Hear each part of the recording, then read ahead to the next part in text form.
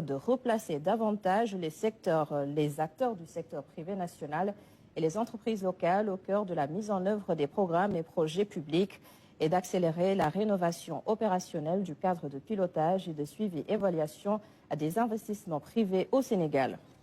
Il annonce aussi qu'il présidera la première réunion du Conseil présidentiel de l'investissement rénové dans la deuxième quinzaine du mois de mars 2026 et demande au Premier ministre de préparer avec l'ensemble des acteurs impliqués cette importante réunion qui entre dans le cadre du redressement et de la relance de l'économie nationale.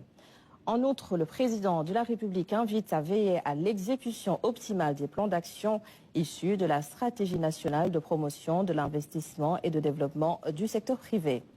Il informe le Conseil de l'initiative présidentielle dénommée Sunu Champion qui sera effectivement déployée à partir du mois de décembre 2025 pour promouvoir l'émergence de champions nationaux en vue de renforcer le rôle primordial des acteurs économiques nationaux et des entreprises locales dans la mise en œuvre de l'agenda national de transformation Sénégal 2050. Redynamisation du secteur des pêches et de l'aquaculture.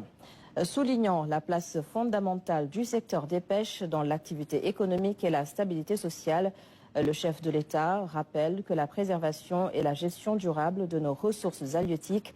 constituent deux principes directeurs majeurs pour la relance du secteur des pêches. En conséquence, il instruit le ministre des Pêches et de l'économie maritime d'assurer le renforcement de la lutte contre la pêche illicite, la systématisation du repos biologique, ainsi que la surveillance et le contrôle accru des activités et zones de pêche. Le président de la République demande également de procéder à l'évaluation de l'impact des audits et mesures de gel des accords et de régulation des licences de pêche sur notre zone économique exclusive, indiquant au gouvernement l'urgence d'accélérer la mise en œuvre d'une nouvelle politique des pêches. Le chef de l'État insiste sur l'exploitation durable et optimale des ressources, l'adaptation de la pêche artisanale, l'approvisionnement correct du marché local en produits halieutiques accessibles, l'actualisation inclusive du Code des pêches et l'application soutenue du Code de l'aquaculture. Il exhorte le gouvernement à accroître les aménagements, équipements et lignes de financement du sous-secteur de l'aquaculture, à accélérer la matérialisation des actions de modernisation des quais, pirogues et équipements et à bâtir un nouveau modèle de gouvernance du secteur des pêches plus inclusif et plus transparent. Accélération du développement du transport aérien. Après avoir félicité le ministre des Transports terrestres et aériens pour le bon déroulement à Dakar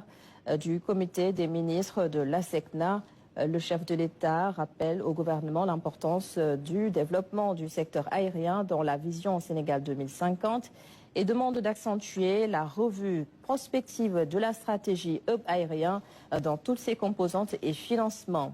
Il instruit également d'accélérer la finalisation et la sécurisation des travaux de construction et de modernisation des aéroports régionaux et d'engager la modernisation soutenue des services et l'extension des infrastructures de l'aéroport international Blaise Diagne AIBD.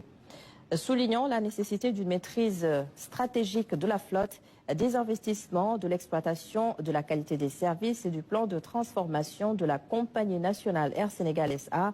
le président de la République engage le Premier ministre à assurer une veille stratégique sur cette compagnie et à mettre en œuvre un programme spécial de modernisation de l'aéroport militaire Léopold Sédar Senghor.